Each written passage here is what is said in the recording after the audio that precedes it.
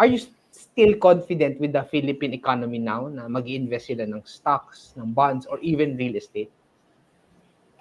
Yeah, for the Philippine market, well, recently medyo out of favor tayo with foreign investors. I mean, gano'n naman ang foreign investors and half of the stock market are foreign investors, 'di ba? So, they find the best value. Bonds, yes, kasi pababa ang interest rate right now. So, fixed income and bonds or fixed income and bond funds would be good as well kasi with lowering rates, no?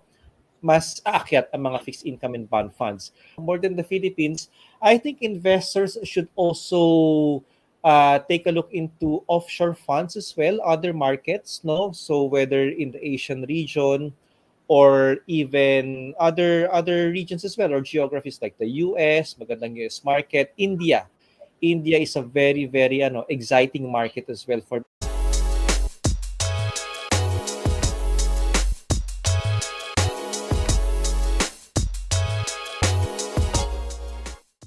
Are you still confident with the Philippine economy now na mag-i-invest sila ng stocks, ng bonds, or even real estate?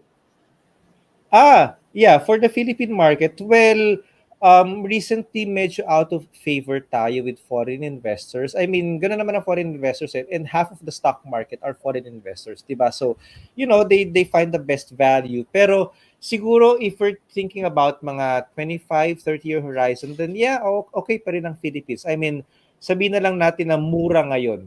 Kumbaga parang after the bagyo you pick up the sticks, 'di ba, na nagkalat sa beach. So it's cheap right now. So you can start investing as well sa Philippines and continue investing.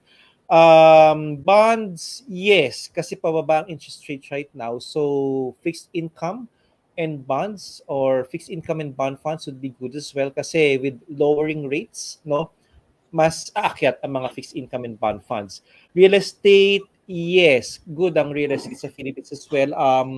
I was just reading a research on SM and yung mga ginagawa na na tawag to, yung by the bay, yung mga reclamation, ayun, it would unlock value as well. Kasi pag nagda-dragon boat paddling ako, actually nakikita ko yun. And in fact, in one of our sessions, we alighted in one of those reclamation areas. Sabi ko, totoo pala to. So at least, nakita ko siya. So yeah, okay din siya. And ako personally, I have investments in stocks, no, sa Philippines, and I also have a real estate, no, para at least diversified ako. Pero this naman is I'm earmarking it for my retirement. And more than the Philippines, no, more than the Philippines, I think investors should also take a look into offshore funds as well, other markets, no? So whether in the Asian region or even other regions as well or geographies like the US, magandang US market, India.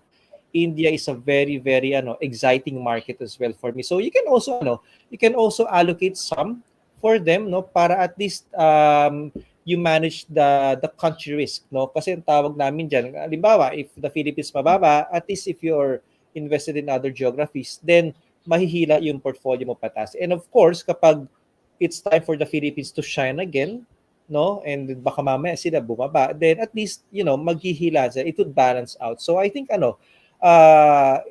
it's a good thing as well to look into other funds outside of the Philippines para it's a bigger world out there. So balance lang din. Right. The good thing with that is it's at the tip of our fingertips.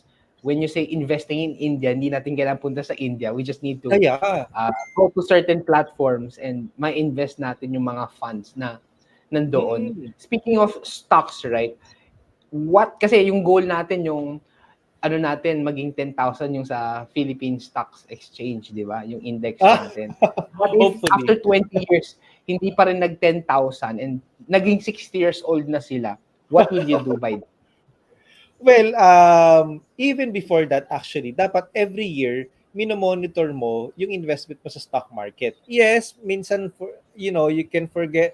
Well, hindi siya talagang forget eh. You know what I mean? Talagang dapat every year, chine-check mo din yung not really the index, but your target amount. Like for example, ang target amount mo for retirement, your magic number is 5 million pesos halimbawa.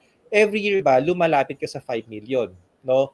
kung halimbawa, in 10 years, naka 5 million ka na, please, no, don't risk it already. Kasi again, nobody can predict the market. Baka mag-recession na naman or COVID, knock on wood, God forbid, no, COVID 35, whatever, di ba?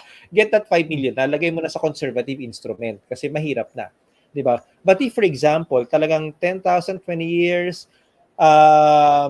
wala pa din, then, well, if it hits your figure for retirement, then you're good.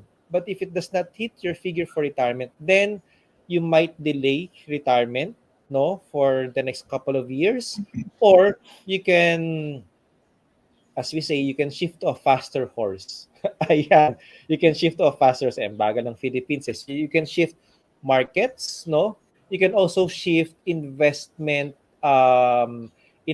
objectives. Hindi ka na moderate capital appreciation, then baka pwede ka ng aggressive capital appreciation. So, hindi ka na blue chips. Baka pwede ka na ng mga second liner, third liner stocks. You can do active trading, no? As you do with stock smarts, or you can downgrade your retirement, no? Pwedeng before ang retirement money mo is X amount, ibaba mo, either you bring the budget down, or isang maganda diyan is you can retire in the province. Yan, ako, isa sa mga, I think, most underappreciated na retirement strategy, retiring in the province. Kasi, aminin na natin, di ba, NCR, mataas ang bilihin, stress ka pa with all the pollution, di ba? In the province, lower inflation, the food fresher, the air is fresher, and mas mura bilihin. So, yung retirement money natin, mas mapapatagal natin in the province. So, I think our viewers can consider that as well, retiring in the province. Hindi sa tinatapon ko kayo sa consider that, di ba? So, mas maganda yung quality of life sa province. Yeah. Since we are talking about retirement na, in the Philippines, what's a good amount so that they can comfortably retire sa Pilipinas? Let's say, how much will they set aside kung they want to retire sa probinsya and let's say gusto nila sa Metro Manila? Any like rough figure or range? I think a comfortable one would be siguro pinaka-floor would be 10 million pesos. Okay ka na sa 15 million pesos by the time that you retire. Okay. Of course, right now, parang medyo malaki yung 10 to 15 million pesos. But if you're 30 right now or 40, pagdating mo ng age 60, yung 10, 15 million na yan, wala na yan.